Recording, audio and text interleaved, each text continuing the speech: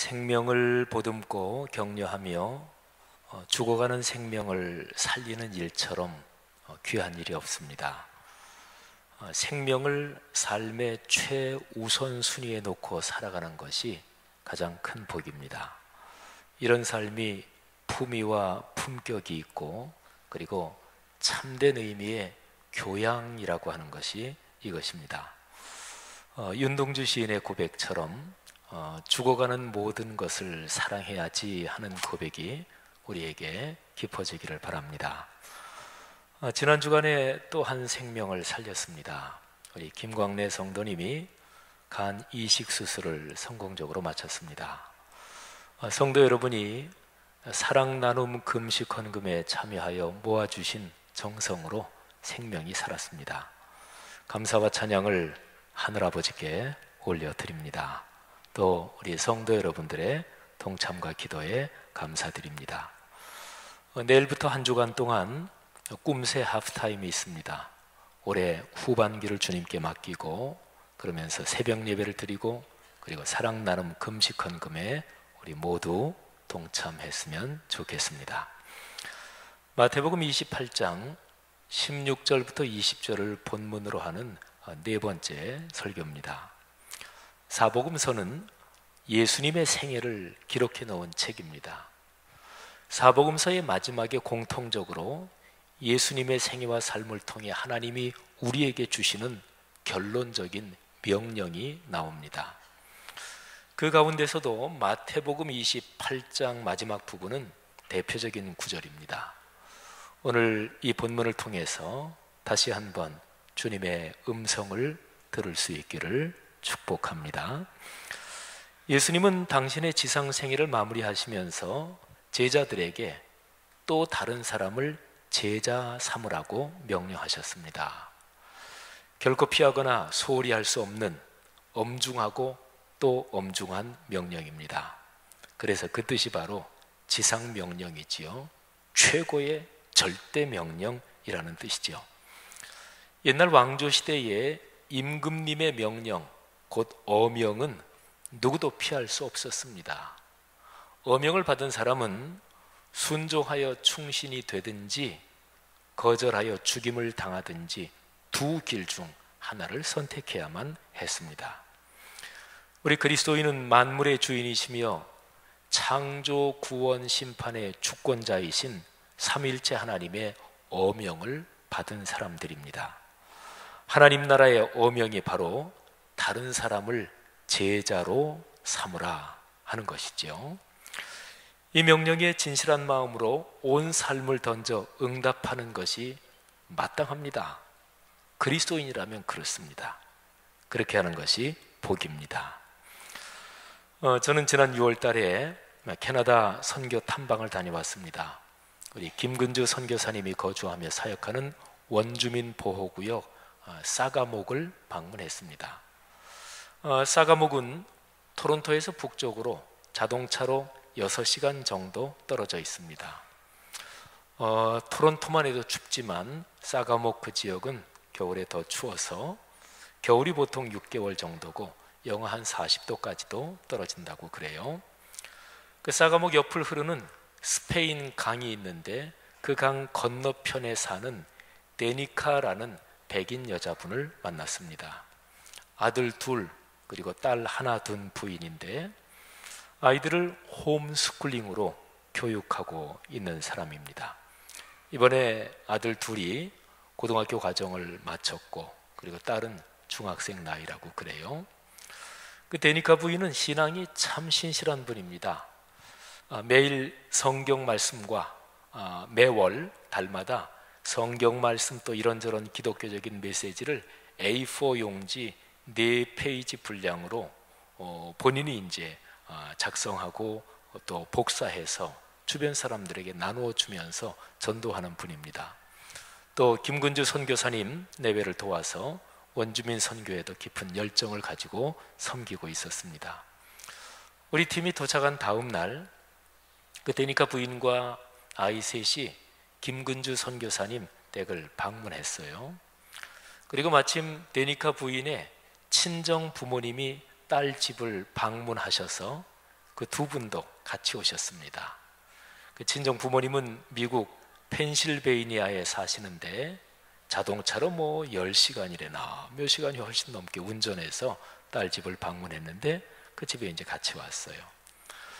그래서 데니카 부인의 가족들, 또 김근주 선교사님 가족, 또 우리 선교팀 8명 이렇게 거실에 둘러앉아서 찬양을 했어요.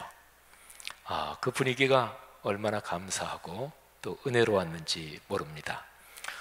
찬양하고 난 뒤에 제가 성경 말씀을 읽고 잠깐 메시지를 전했고, 또 데니카 부인도 은혜 받은 말씀을 전하고 또 간증했습니다. 근데 제가 참 감동을 받은 것이 그 데니카 부인, 그분의 얼굴이 참 밝습니다. 그리고 얼굴에서 무슨 빛이 나는 것처럼 아주 그렇게 얼굴이 찬란해요. 근데 늘 그러신 것 같았어요. 길지 않은 만남이었지만 예수 그리스도의 복음으로 구원받은 기쁨이 가득한 사람, 또 그 복음을 전하며 사는 사람, 그런 어떤 대표적인 샘플을 봤구나 하는 생각을 하면서 아주 깊은 감동을 받았습니다. 그리스도인 여러분, 땅끝까지 복음을 전하라는 지상 명령을 가슴에 품고 사는 것, 이게 그리스도인의 복 중에서 최고입니다. 믿음으로 복을 누리는 그리스도인은 누구나 오늘날에도 이 명령을 심장에 끌어안고 살아가는 것이지요. 주님의 지상 명령이라고 하는 마태복음 28장 그 마지막 2절, 거기에 다시 한번 귀를 기울여 보겠습니다. 제가 28장 19절과 20절 전반부를 낭독하겠는데요, 예수께서 2000년 전에 제자들에게 주신 이 명령은 지금도 유효합니다. 지금도 이 말씀의 삶을 거는 사람들을 하나님이 축복하십니다. 자, 세번역 성경으로 제가 읽겠습니다. 그러므로 너희는 가서 모든 민족을 제자로 삼아 아버지와 아들과 성령의 이름으로 세례를 주고 내가 너희에게 명한 모든 것을 그들에게 가르쳐 지키게 하여라. 아멘. 자, 제가 읽은 이 구절에서 우리가 통상적으로 사용하는 개역 개정판도 거의 비슷하지요. 이 구절에서 제자라는 단어가 중요합니다. 다른 사람을 제자로 삼아라. 그런데 이 일에서 아주 중요한 점이 있습니다. 그리고 이 점을 놓치면 제자 사역을 한다고 하면서 오히려 제자 사역과는 정반대의 길로 가기도 합니다. 자, 그 점이 뭐냐면 여기서 말씀하는 제자는 예수 그리스도의 제자다. 이 점이 중요합니다.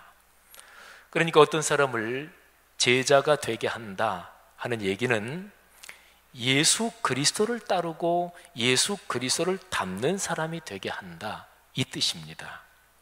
그런 쪽으로 말하면 목회자의 제자를 만드는 것이 아닙니다. 어떤 평신도 리더의 제자를 만드는 것이 아닙니다. 제자 삼는 사역은 예수님을 닮게 한다는 뜻입니다. 예수님을 닮는 근원적인 방법, 그것은 그분의 말씀을 듣고 배워 순종하는 것입니다. 그래서 이 명령에서 예수님은 이렇게 말씀하셨지요. 내가 너희에게 분부한 모든 것, 그러니까 내가 너희에게 가르친 나의 말씀, 그거를 가르쳐 지키게 하라 그러셨습니다. 그래서요, 제자라는 단어와 연관해서 이런 질문이 중요합니다. 오늘 설교의 제목이기도 하지요. 누구의 제자인가? 누구의 제자인가? 오늘 이 말씀을 들으면서 이런 질문을 한번 해보시기를 바랍니다. 두 가지인데요. 첫째는 나는 참으로 예수 그리스도의 제자로 살아가는가? 예수 그리스도의 제자인가? 예수 그리스도의 제자로서 계속 예수님의 제자답게 성숙해 가는가? 두 번째 질문은 다른 내 주변 사람 중에서 내가 그 사람을 예수 그리스도의 제자로 그렇게 삼고 또는 그렇게 예수 그리스도의 제자가 되도록 그렇게 또 돕는 사람이 누구인가 하는 질문이 우리 속에 있었으면 좋겠습니다. 자, 누구의 제자인가? 이 질문을 깊이 생각해야 합니다. 이 질문을 제대로 이해해야 합니다. 그러지 않고 제자 삼는 사역을 하면 안 됩니다. 이 질문이 무엇을 뜻하는지 깨달아야 합니다. 그 깨달음이 없이 제자 삼는 사역을 하면 헛일입니다. 이 질문에, 그러니까 누구의 제자인가 하는 이 질문에 내 삶과 인격을 걸고 진실하고 정확하게 응답해야 합니다. 신앙 고백을 한단 말이죠. 이것이 없이 제자 삼는 사역을 하면 주님께 헌신하기는커녕 주님과 충돌합니다. 그리고 주님을 배반하게 됩니다. 예를 하나 들어볼까요? 마태복음 16장에 나오는 사건인데요, 예수님의 제자라고 불릴 만한 사람들이 많았겠죠. 근데 그 중에서도 12제자, 12제자 가운데서도 통상적으로 수제자 이렇게 불리는 베드로, 바로 이 사람과 연관된 사건입니다. 예수님께서 제자들과 3년 동안의 사역을 거의 마쳐갈 즈음입니다. 빌립보 가이사랴라고 하는 곳에서 예수님께서 그 12제자들, 또 주변의 사람들도 좀 더 있었겠지만 제자들에게 질문하십니다. 너희는 나를 누구라고 생각하느냐? 베드로가 나서서 대답하죠. 주는 그리스도시요 살아계신 하나님의 아들이십니다. 자, 예수님은 베드로의 대답을 인정하십니다. 그리고 칭찬하십니다. 그리고 바로 이어서 당신의 사역에서 심장이요 목표라고 할 수 있는 십자가 사건을 처음으로 공개적으로 말씀하십니다. 당신이 체포돼서 죽임을 당하고 사흘 만에 다시 살아나는 그 사건 말이죠. 그런데 예수님의 말씀을 듣자마자 베드로, 이 사람이 나서서 항변합니다. 항변. 마태복음 16장 22절에 나오는 항변이라는 단어는 헬라어로 에피티마오라는 동사인데요, 이 뜻이 강력하게 반대하고 비난한다, 이런 뜻이에요. 예수님께서 귀신을 쫓아내시면서 귀신을 강하게 책망하실 때 그때 이 단어가 쓰였어요. 이 단어가 얼마나 심하고 강한 단어인지 알겠죠? 베드로가 예수님께 그렇게 항변하는 거예요. 베드로의 항변과 예수님의 강한 책망을 한번 들어보십시오. 자, 베드로가 먼저 이렇게 항변합니다. 주여, 그리 마옵소서. 이 일이 결코 주께 미치지 아니하리이다. 자, 이제 예수님의 무서운 책망이에요. 사탄아, 내 뒤로 물러가라. 너는 나를 넘어지게 하는 자로다. 내가 하나님의 일을 생각하지 아니하고 도리어 사람의 일을 생각하는도다. 예수님의 책망이 무섭잖아요. 예수님은 이 책망을 하신 뒤에 제자들 전체를 보시면서 이렇게 말씀하십니다. 아주 유명한 말씀이지요. 누구든지 나를 따르려거든 자기를 부인하고 자기 십자가를 지고 나를 따를 것이니라. 아멘. 여러분 잘 생각하십시오. 이 점이 무지무지하게 중요합니다. 예수님의 지상 명령이 제자 삼아라 이것인데, 제자라는 단어보다 그 앞에 수식어가 더 중요합니다. 예수님의 제자, 예수님의, 이게 더 중요하단 말이에요. 제자 삼으라는 주님의 명령은 예수님의 제자를 삼으라, 예수님의 제자가 되게 하라, 이런 뜻인데, 그런데 너무도 자주 그리스도인들이 자기의 제자를 만듭니다. 사실은 이런 경우는 제자라는 단어를 쓰기가 적합하지 않은 거지요. 그냥 자기 추종자 또는 내 편을 만든다, 이렇게 해야 맞겠지요. 사람이란 존재는 더불어 살 수밖에 없습니다. 본성이 그래요. 하나님이 그렇게 만드셨습니다. 친구나 이웃이 없는 사람 생각해 보세요. 외롭죠. 외로움은 사람에게 가장 큰 짐입니다. 하나님의 천지 창조를 기록한 창세기 1, 2장을 보면 모든 게 아름답고 보기 좋고 그리고 축복스럽습니다. 그런데 하나님이 보시기에 좋지 않은 것이 꼭 한 가지 있었습니다. 아담이 혼자 있는 것이었습니다. 그래서 하나님은 하와라는 여인을 만드셨고 둘이 동반자로 삶의 길을 걷게 하셨습니다. 그러니까 이 얘기는 사람은 만들어진 본성상 더불어 사는 존재다, 그런 거죠. 그래서 사람에게 만남이 중요합니다. 서로 함께하는 공동체가 꼭 필요합니다.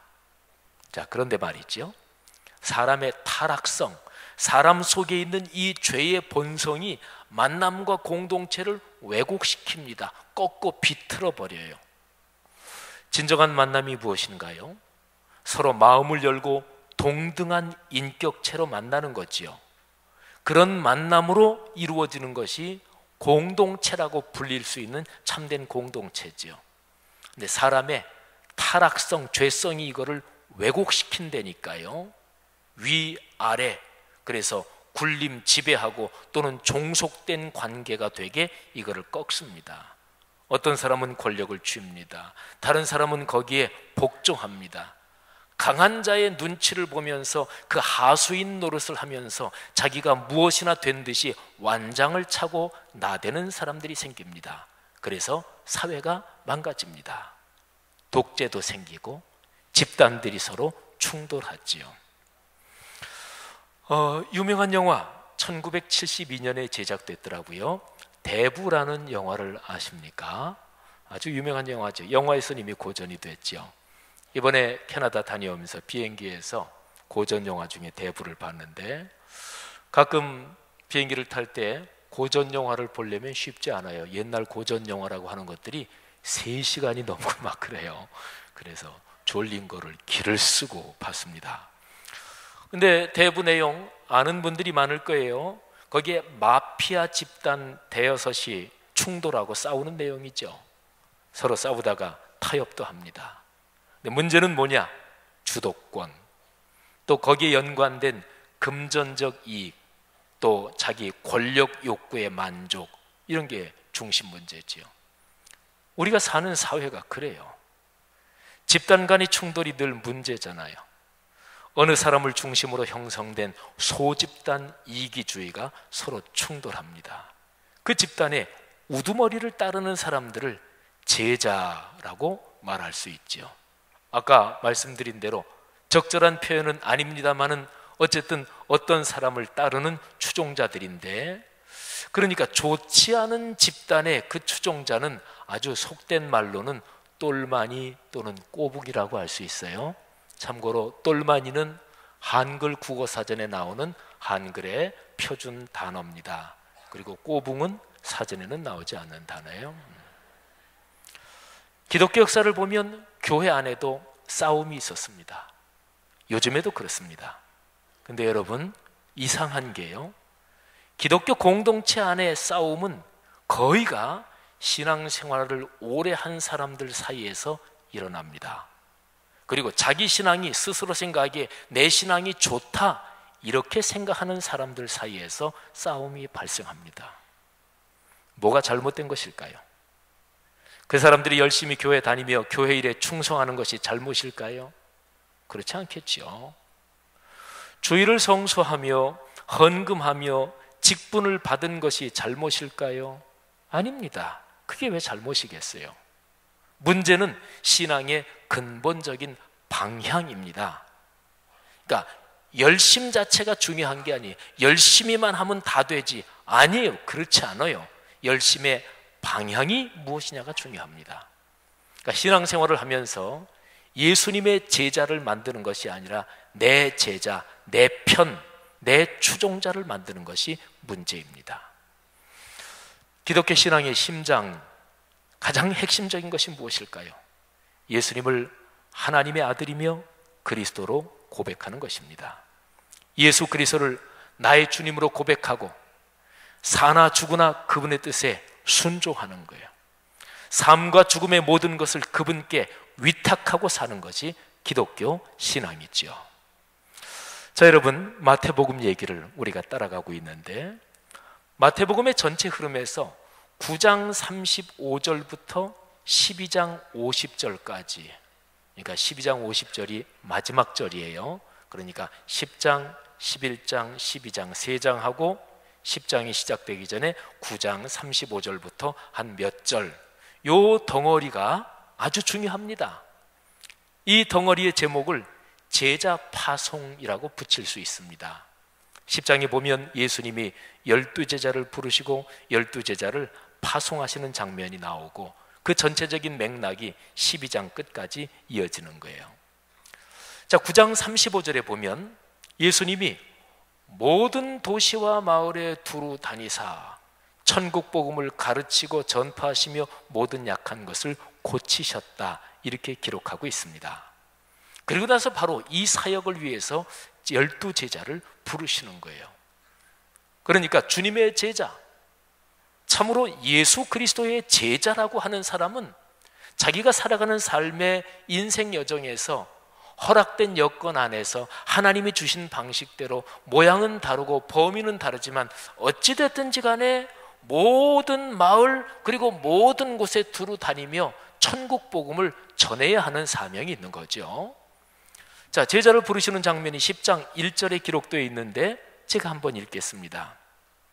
예수께서 그의 12제자를 부르사 더러운 귀신을 쫓아내며 모든 병과 모든 약한 것을 고치는 권능을 주시니라. 아멘. 자, 이 구절에서요, 예수께서 그의 12제자를 부르사, 그의 12제자 이렇게 되어 있죠. 이것은 예수님을 가리키죠. 그러니까 12제자는 예수님의 제자라는 말입니다. 여기 이 본문에 헬라어 성경을 보면 그의, 예수님의, 거기에 해당하는 헬라어 아우투, 이게 정확하게 나오고 또 그거를 잘 번역을 했어요. 자, 그런데요, 11장 1절, 12장 1절 여기도 다 제자라는 말이 나오거든요. 이걸 한번 들어보세요. 자, 먼저 11장 1절, 예수께서 12제자에게 명하시기를 마치시고 이에 그들의 여러 동네에서 가르치시며 전도하시려고 거기를 떠나가시니라. 아멘. 자, 여기에 나오는 12제자라는 표현, 근데 그냥 12제자라고 돼 있죠, 그죠? 그 다음에 12장 1절도 마찬가지예요. 거기는 그냥 제자들 이렇게 번역이 돼 있어요. 근데 헬라어 원어 성경에는 11장 1절, 12장 1절 요 두 절에 모두 그의, 그러니까 10장 1절처럼 아우투라는 단어가 붙어 있어요. 그러니까 그 단어까지 살려서 번역하면 11장 1절은 예수께서 그의 12제자에게 명하시기를 마치시고 이렇게 되고, 12장 1절도 그의 제자들 이렇게 됩니다. 여러분, 제가 지금 말씀드리는 것이 우리말 성경 번역이 틀렸다 이 얘기가 아닙니다. 번역이라는 것은 언제나 대명사를 직접 실명사로 번역할 수도 있고 어떤 거는 문맥의 흐름에서 어떻게 생략이 될 수도 있고 그렇습니다만은, 그래서 성경의 번역에서 해석이 필요하고 학자들의 주석이 필요하고 그런 거지요. 말하자면 제가 지금 헬라어 원어 성경에 근거해서 제자라는 말이 나올 때 그거는 다른 어떤 사람의 제자가 아니고 다른 어떤 사람의 추종자가 아니고 다른 자기끼리 어떤 집단이 아니고 예수 그리스도의 제자다, 이거를 제가 헬라 원어 성경을 가지고 해석해 드리는 거죠. 근데요, 이 덩어리에서 이 제자 파송하는 이 3장 조금 넘는 이 덩어리가 끝나는 12장 마지막에 보면 굉장히 중요한 장면이 나옵니다. 예수님의 어머니하고 형제들이 예수님을 찾으러 온 거예요. 그때 예수님이 누가 진짜로 참된 형제자매냐, 누가 진짜 내 어머니냐, 이런 얘기를 하세요. 자, 근데 거기에 49절 50절에 이렇게 기록이 되어 있습니다.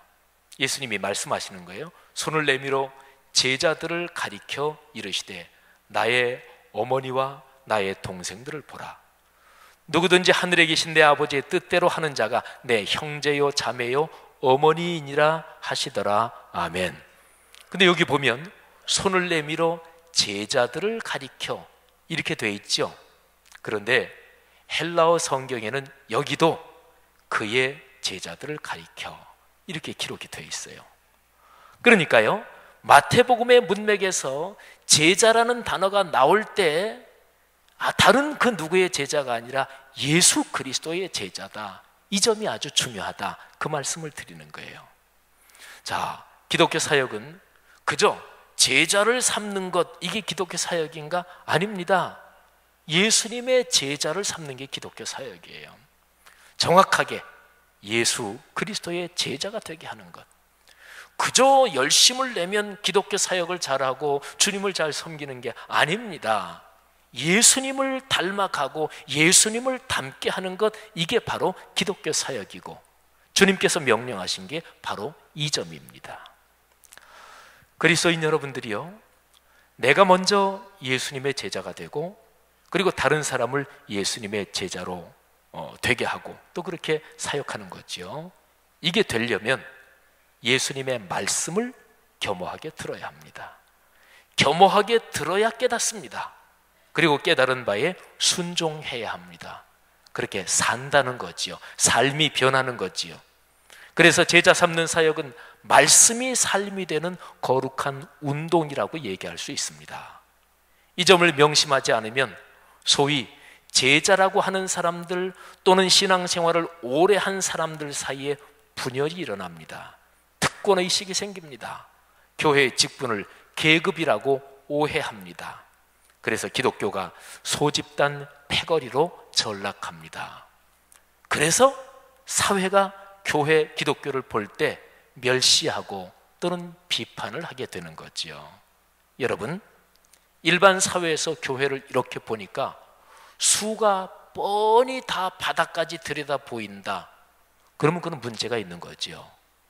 사람이 살아가는 사회에서 뭐 점잖게 이런저런 예의 범절로 이렇게 저렇게 포장은 했지만 사실은 속으로 들어가 보면 누가 권력을 쥐느냐, 누가 경제적인 이익을 더 많이 추구하느냐, 이런 거에 싸우고 하는 거, 그게 세상살이잖아요. 그런 거는 세상이 너무너무 잘 알아요. 근데 세상이 가만히 교회를 보니까 교회도 구조가 똑같단 말이에요. 수가 바닥까지 들여다 보인단 말이에요. 그러니까 교회를 어려워하지 않겠지요. 교회가 멸시를 받는 거죠. 성도 여러분, 가장 심각한 것은 결국은 그럼으로써 예수님과 충돌한다는 것입니다. 그리스도인 여러분들이요, 우리가 먼저 예수님의 제자가 됩시다. 예수님 말씀을 듣고 묵상하고 삶으로 순종합시다. 그렇게 진실하게 살면서 다른 사람들을 또 그리스도의 제자가 되게 합시다.